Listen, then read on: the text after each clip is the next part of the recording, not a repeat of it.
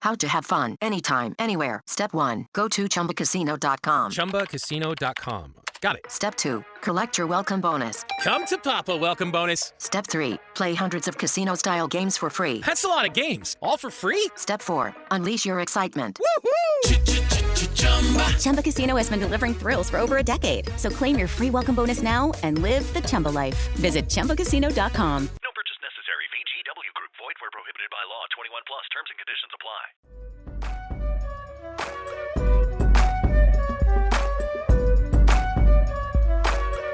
Wednesday, April 9th, 2025. You are listening to the Daily Dose Sports Podcast, and I am your host, Clint Daly, coming to you from the Mile High City here in Denver, Colorado, and we are back for another week of talking sports with a dose of common sense. Hey, happy Wednesday to you. Hope you had a good weekend. Hope your week is going well, and that you, your family, your friends, you're all staying strong. You are all staying healthy right now, and we have so much to get to today. Honestly, we've got to jump in right now. You know, I know there was talk about how the NCAA tournament this year didn't have as many upsets. It didn't have as many buzzer beaters or Cinderellas. And believe me, I get that. But we did still have some fun games. Well, Saturday night, the Final Four was absolutely awesome. We had good games, we had interesting matchups, and both games came down to the wire. In the first game, Florida beat Auburn 79-73 in what was a back and forth kind of rock fight for 40 minutes. But the Gators just had too much depth, and they had better guard play. Thanks to a monster night from the field, point guard Walter Clayton Jr. put himself in the category of best Final Four performance ever. He had 32 points against a pretty solid Auburn defense who was relying on their big man Janai Broome in the paint. And Clayton's 34 points made him the first player to have back-to-back 30-point games in the Elite Eight and the Final Four since Larry Bird did it back in 79. The Gators trailed Auburn. They rallied late. They came back and got the win. And then, in the other game, we had said there weren't that many upsets this year. Well, the Houston Cougars pulled off a big one on Saturday night when they upset the Duke Blue Devils in Game 2. The Blue Devils fall to the Cougars 70-67 in a choke job that will haunt players and fans for years to come. I mean, get this. Cooper Flagg and his teammates were up by 14 with a little over 8 minutes left, and then they watched that lead evaporate in the final minutes. Duke made just 2 field goals in the last 13 minutes of the game. Houston came up with timely buckets. They went on an 11-1 run in the final minute 14. And Cooper Flagg, who had 27 points on the night, hey, he played well. He came up short in the end. I mean, think about this, though. Duke is the only team to have an NCAA tournament game with a higher field goal percentage, more free throw attempts, more assists, less turnovers, more steals than their opponent, and lost. Never happened before. Teams had been 335-0 when they did that. And yet, this isn't on Cooper Flagg. No, I hate to say this, but this is actually on head coach Jon Scheyer. See, the basketball gods who are real, you might not believe it, but watch, I'll prove it. The basketball gods bit Jon Scheyer on Saturday night, and I'll explain how. Because Scheyer never adjusted. He didn't run many sets late. He relied on those young, talented kids a little bit too much. But here's the thing. Let me ask you a question, Daily Dose listener. Do you trust 18-year-old kids to do the right thing with the basketball with the game on the line? No, I don't, and you shouldn't. I'm going to have them run a set to get better looks, and yet, look at that final shot that they got for Flagg. Scheyer basically ran isolation for Cooper Flagg, had no action on the backside. Freshman Cooper Flagg is going against like a ninth-year senior in Houston who did play him pretty well. And Flagg shot the ball way too early. He shot it with about 7 seconds left. Had he made it, game wouldn't have been over. Houston could have still got down there and scored. So the whole thing was poorly managed. But from Shire's standpoint, you trusted a kid that was supposed to still be in high school to win a Final Four game one-on-one by himself, and the basketball gods did not approve. The shot fell short. Also, and I've been saying this for the past few weeks, Duke's average margin of victory in the ACC was 21 points per game. They weren't used to being in a tight game, and it showed. I know Duke fans are feeling it this week. I know they had a rough weekend. But Duke fans, I want you to take heart. Because baseball season is underway, and I just know most of you are now Yankees fans, and probably Lakers fans, maybe Cowboys fans. So hang in there. Okay, so then we get to Championship Monday, where we had, if not the best two teams, we had the two most resilient teams of the tournament. Congratulations to the Florida Gators, who won the college basketball national championship on Monday by beating the Houston Cougars 65-63. And like I said, the Gators proved to be the most resilient team in the tournament this year. They trailed their opponents significantly in 4 of their 6 games, but in the clutch, they found ways to make plays.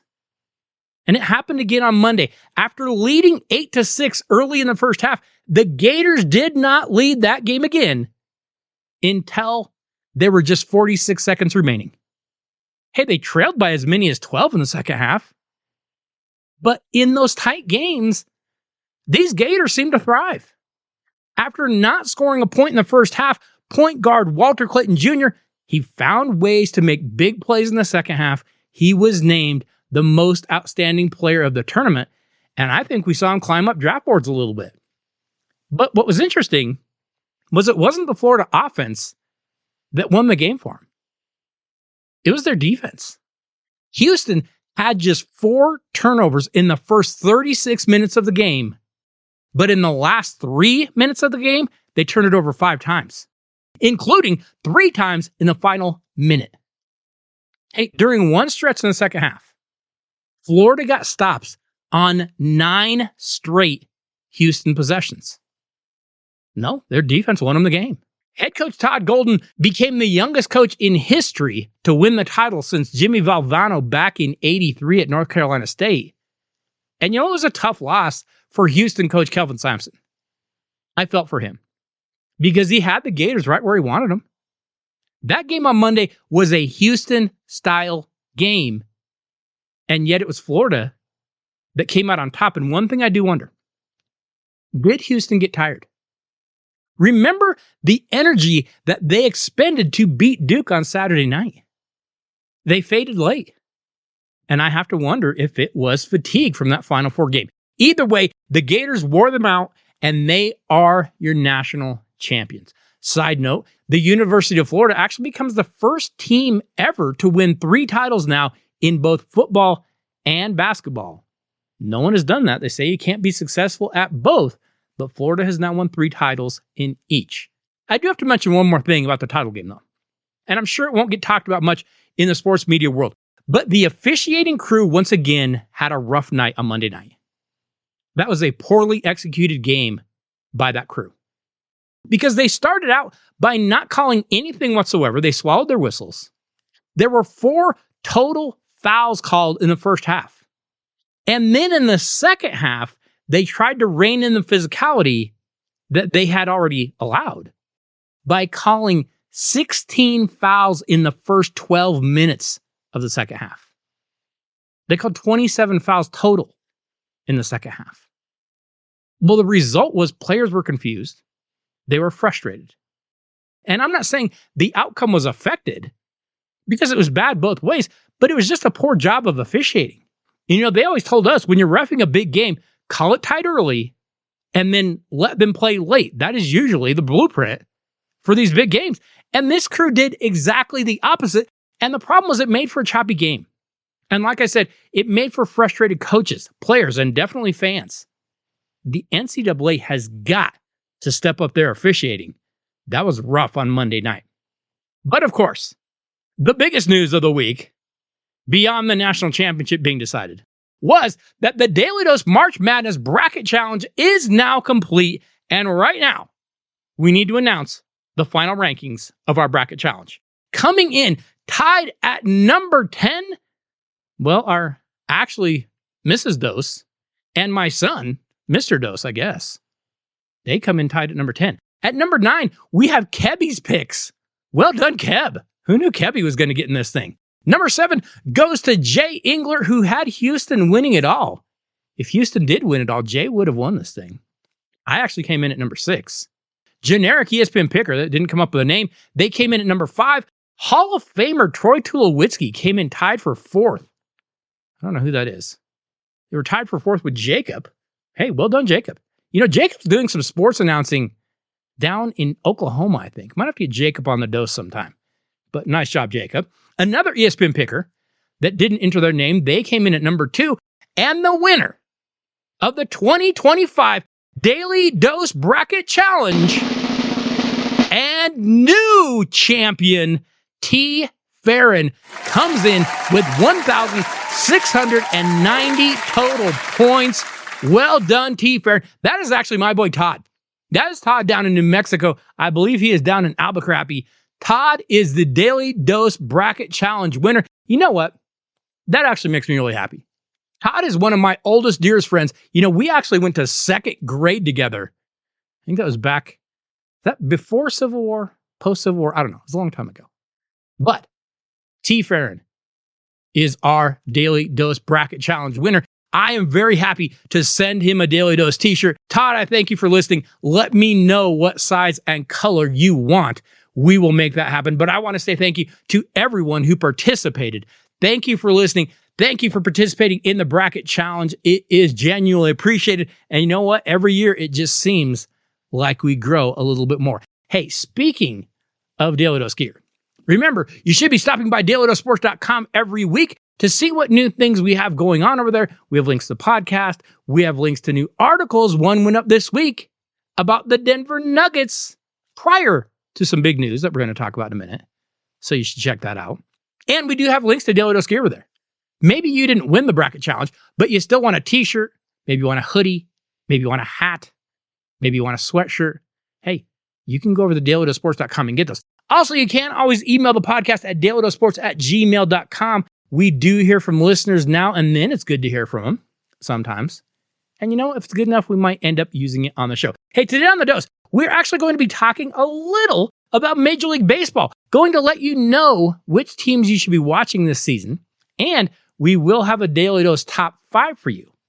You might not realize that college basketball has really turned into kind of a regional sport. Oh, but it has. But first, we've got a little bit of news to discuss this week on The Dose. And let's get started in the NBA with one of the biggest stories really in America, where the Denver Nuggets have fired head coach Michael Malone and general manager Calvin Booth. Now, this move comes amid a 4-game losing streak. The Nuggets are now 47-32. They are currently in 4th place in the Western Conference. But remember, Malone led the Nuggets to an NBA championship just 2 years ago. He is 471 and 327 in 10 seasons as the team's coach. And remember, this franchise does not have a history of success. They have a history of being garbage. He turned that around. Booth has been the Nuggets GM for the past 3 seasons. His first season was Denver's championship season back in 22-23. But why in the world would the Nuggets do this right now? They have just 3 games left. They're currently, like I said, the number 4 seed in the West. Well, the Nuggets brass says it's about giving our group the best chance at competing for the NBA title. Yeah, that's a bunch of BS. I don't buy that for a second. Can I tell you what I think happened? I think this got personal. I think ownership was butting heads with Malone and Booth about Malone's, let's say, odd substitution patterns. And about the fact that he doesn't really like to play young guys. If a young guy goes in and makes a mistake, he pulls him right back out. If a veteran goes in and makes a mistake, he's a veteran, he'll figure it out. He leaves him in there. And I think they began butting heads over that. And I would assume they were butting heads about this. And Malone probably said something like, well, what are you going to do about it? And this is the result. Here's the problem. This year, specifically, Malone was dealt a terrible hand. Think about this. Since the Nuggets won that title back in 23, they have lost Bruce Brown and Kentavious Caldwell-Pope. Both were 3 and D guys. They could shoot the 3 and they could play D. That is exactly what this team needs and no longer has. No, because instead of going and getting another one of those kind of guys or re-signing one of those guys, this front office brain trust decided the best replacement for 3 and D was Russell Westbrook, a guy that can't knock down threes in an empty gymnasium. Well, that's a bad fit. Aaron Gordon and Jamal Murray can't seem to stay healthy anymore. Right now, Nikola Jokic's most consistent teammate is a young kid named Christian Brown, and it's honestly not that close.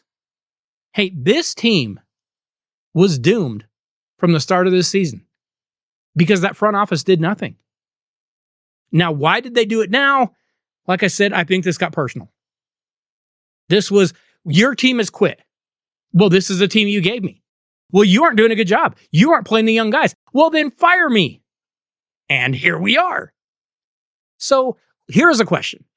How does this affect the Denver Nuggets right now, right here, in the present? Well, they most likely went from getting swept in the opening round of the playoffs before they fired him to now getting swept in the first round of the playoffs. Okay, so I guess it doesn't really affect them that much, but next year it might affect them more. We'll see who they end up hiring.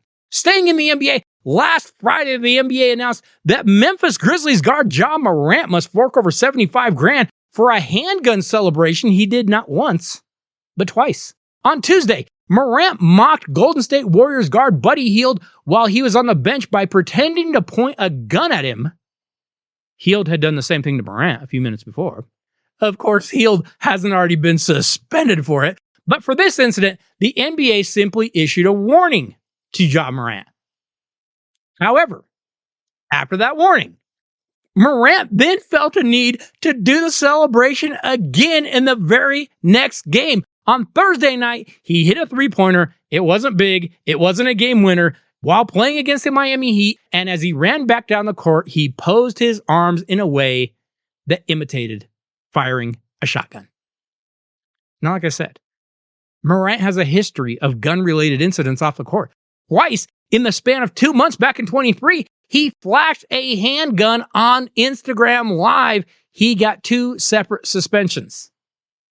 But let's get a few things clear here. One, Ja Morant is clearly an idiot. He simply cannot control himself. And what's funny is this is not a street kid. This is not a rough, tough kid. This is a kid that grew up in a very well-to-do family with both parents in the household. He's just being a fool. Second, this actually says more about NBA Commissioner Adam Silver than it does about Morant. Because he warned Morant not to do it, and Morant simply said, yeah, whatever, nerd. I'll do exactly what I want. And what was Silver's response? He fined him $75,000. Now, that sounds like a lot to you or I. But remember, Ja Morant makes $230 million. That would be the equivalent of us being fined around $30. Okay, big who cares. If you got the opportunity to tell your boss exactly what you thought of him for $30, hey, who amongst us wouldn't do it? I know I would. Again, Adam Silver is the worst commissioner in all of professional sports, and here is more proof of that. He just wants to be friends with the players, and he doesn't even care if they dunk his head in the toilet. He's just like, oh, come on, guys. We're buddies, right? Nerd! Finishing up over in the NHL. Yes, we can talk NHL here if we need to. But we did have a big story in the NHL. Washington Capitals star Alex Ovechkin scored goal number 895 on Sunday. That puts him past Hall of Famer Wayne Gretzky to become the NHL's all-time leading goal leader. The 39-year-old Ovechkin, on a pass from his longtime teammate Tom Wilson, netted the record breaker against the New York Islanders with a power play goal with 12:34 left in the second period of Sunday's game. And then we saw Ovechkin dive on the ice. You could tell it meant a lot to him. That was the 487th game of his career, which is crazy because that is the same amount it took Gretzky. So it wasn't like it took him a ton more games. And with Gretzky and NHL Commissioner Gary Bettman in attendance, the game came to a stop. Players and fans celebrated the historic moment. Hey, this is impressive. This is amazing. He caught the great one. We didn't think it could happen. And now Alex Ovechkin is just 1,239 assists behind Gretzky. I mean, based on his career so far, he just has to play into like his early 70s as long as he doesn't slow down his pace. Early 70s, he could break that assist record as well. Hey, that's going to be a lot of fun to watch. Hello, it is Ryan, and I was on a flight the other day playing one of my favorite social spin slot games on ChumbaCasino.com. I looked over at the person sitting next to me, and you know what they were doing? They were also playing Chumba Casino. Coincidence? I think not. Everybody's loving having fun with it. Chumba Casino is home to hundreds of casino-style games that you can play for free anytime, anywhere, even at 30,000 feet. So sign up now at ChumbaCasino.com to claim your free welcome bonus. That's ChumbaCasino.com and live the Chumba life. No purchase necessary. VGW Group. Void where prohibited by law. See terms and conditions. 18+. Okay, so I know we don't talk a ton of baseball here on the Dose, but it is spring. You know, spring, rejuvenation, rebirth, everything's blooming, all that crap. And baseball season is underway. But who are the teams to watch this year in baseball? Which teams are going to contend for a title come this fall? Right now, we are going to bring you our Daily Dose Major League Baseball power rankings. Let's count down the 5 teams that are actually capable of winning the World Series this year. And I'll be honest, I think it is 5 teams and these 5 teams only. And that is it. We'll see if I'm right, but I have a feeling that I am. Starting off at number 5, I have a team that might surprise you because I have them this low. But you know what? They slipped a little over the weekend. They lost a game to the Philadelphia Phillies. But obviously, the Los Angeles Dodgers are once again loaded. They've reloaded that roster once again. And while they are still looking at strengthening a few spots in the lineup, hey, the Dodgers are in the hunt. I'm going to put them right now at number 5. At the number 4 spot, I will put the Dodgers of Los Angeles. Yeah, the Dodgers, like I said, are still trying to fortify that pitching rotation. But with all the talent that they have, it's probably going to come around by season's end. The Dodgers are obviously loaded, but they've got to stay healthy. They already lost pitcher Blake Snell to some early shoulder inflammation. And that, to me, would be a way that this team could derail. They've got to overcome injuries. They did it last year. It took a while. But in the end, they were able to overcome those injuries and dominate the postseason. I will place the Dodgers at number 4. At the number 3 spot in Major League Baseball right now, I have a team you might not expect to be here. But I will put the LA Dodgers at number 3. You know, the one thing I want to watch with the Dodgers this season, can they stay focused? Because the MLB season is so long. They're going to be playing multiple games every week for like the next 6-7 months. Yes, I know the Dodgers are talented, but can they keep playing at a high level from now all the way through the long, hot summer into the fall when the stakes get turned up? Right now, I'll place the Dodgers at number 3. At number 2, I will put a team that just has so much talent over the field, and that for me is the Dodgers of Los Angeles. When you look at this LA lineup, there just aren't many weaknesses. And here's what's crazy to think about. Freddie Freeman is out. He's hurt. Roki Sasaki, Tanner Scott, they have been struggling. They're going to get better. Max Muncy has been all but invisible. Mookie Betts has been in and out of the lineup. Remember, he had some health issues, and it hasn't mattered. The Dodgers just keep on rolling. And what if everyone does get healthy and playing well? Yeah, then the Dodgers are going to be really tough. I've got them at number 2. But the number 1 team in Major League Baseball to me this year has got to be the defending World Series champion Los Angeles Dodgers. There just aren't any weaknesses. After winning the title last year, the Dodgers became the first defending championship team to start the following season 5-0 since the 85 Tigers. They're just going to get better. They started at 8-0. That's the best start ever by a defending champion. Tommy Edman is producing no matter where he is in the lineup. The Dodgers are spending nearly $400 million on their roster.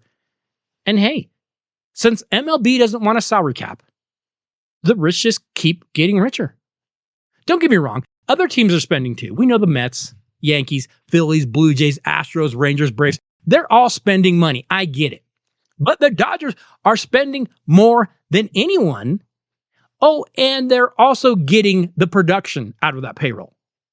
When I look at Major League Baseball this season, I just can't see anyone outside of these 5 teams winning the World Series this year. It's these 5 teams and that's it. I think it's going to be really, really tough for any other team besides the 5 we named this week on The Dose.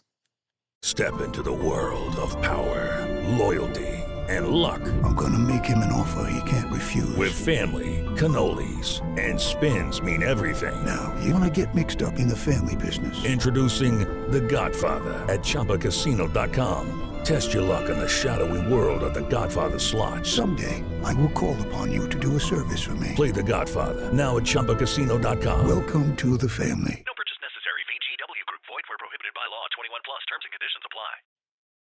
Now, as we do so many weeks here at the Daily Dose, we need to get over to our Daily Dose Top 5.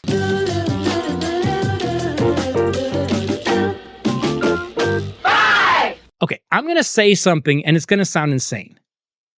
But college basketball is an Eastern United States sport. I know that this year it was Florida versus Houston. But come on. Clint, what are you talking about? Basketball was created on the East Coast, yes, in Massachusetts, to be exact. But hey, college hoops, it's a sport of the heartland. Think of the talent in the Midwest. Think of the talent on the West Coast. College basketball isn't just an East Coast thing. What in the world are you talking about? Where are you getting this? Well, I'm saying it because it's true. Quick, name the last 5 times that a team west of either Lawrence, Kansas or Dallas, Texas won a national championship. I'll give you a minute. Yeah, never mind. Right now, our Daily Dose Top 5 will do it for you as we count down the last 5 times that a team out west won a title. And as you'll see, we're going to have to go back a while. Let's start off at number 5. And let's go clear back to the late 60s and early 70s. After winning back-to-back titles in 64 and 65, the UCLA Bruins actually missed the tournament in 66. Oh, but then they made up for it. Because from 67 until 72, the Bruins rolled off 7 straight national titles. Head coach John Wooden had it rolling in Westwood. First, it was Kareem Abdul-Jabbar and Lucius Allen and Mike Warren and Lynn Shackelford. Then it was Kareem with Curtis Rowe and Sidney Wicks. Then it was Wicks and Henry Bibby. Then Steve Patterson came along. And then a big redhead named Bill Walton showed up. And the Bruins just won title after title after title. At this time, you might have actually said that college basketball was a West Coast thing. Oh, but that would change very soon.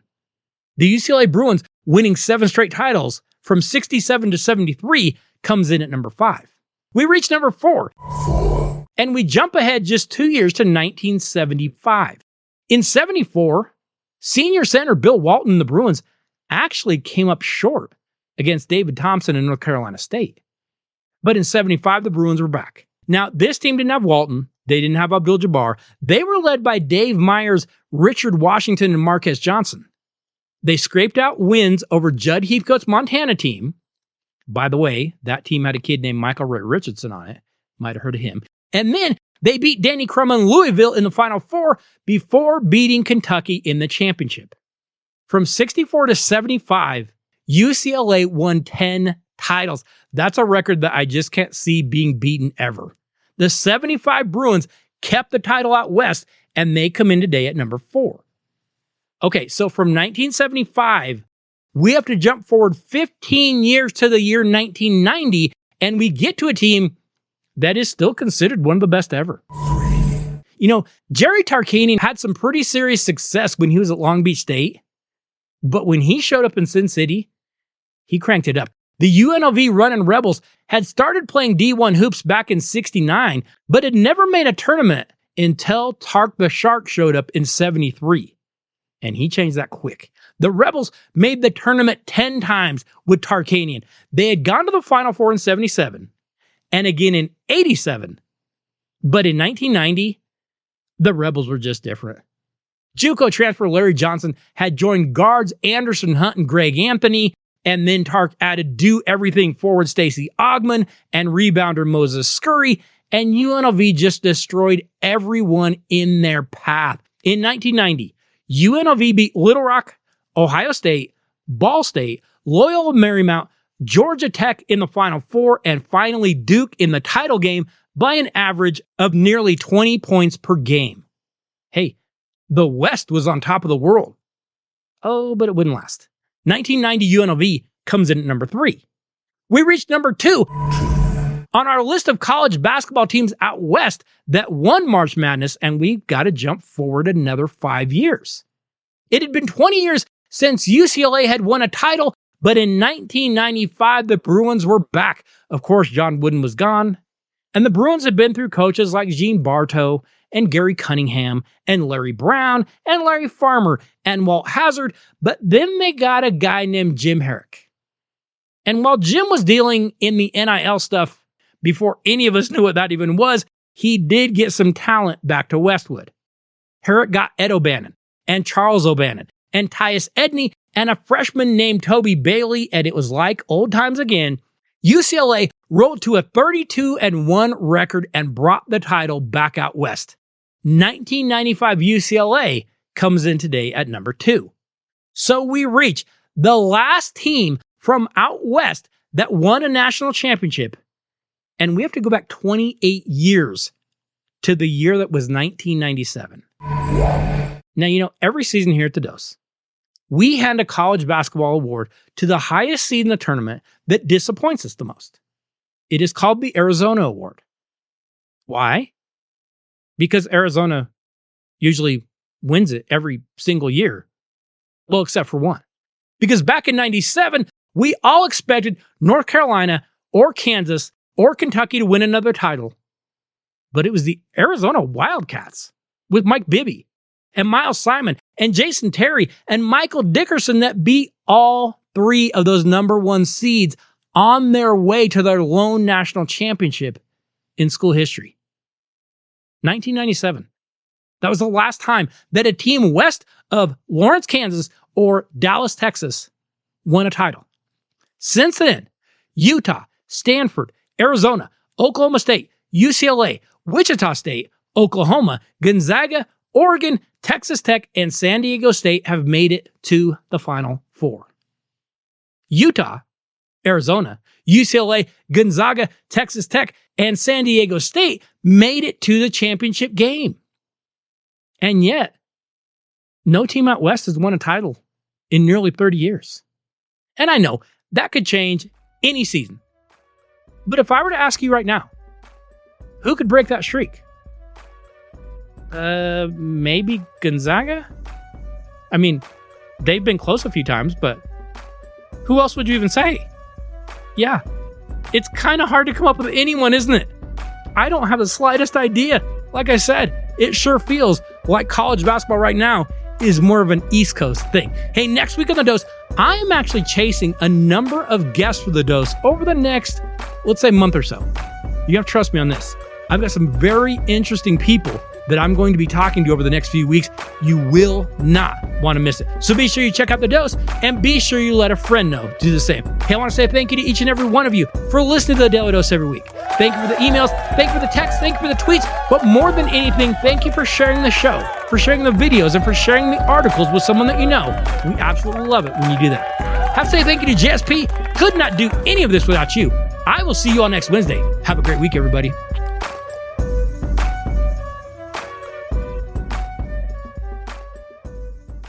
You know, spring, rejuvenation, rebirth, everything's blooming, all that crap.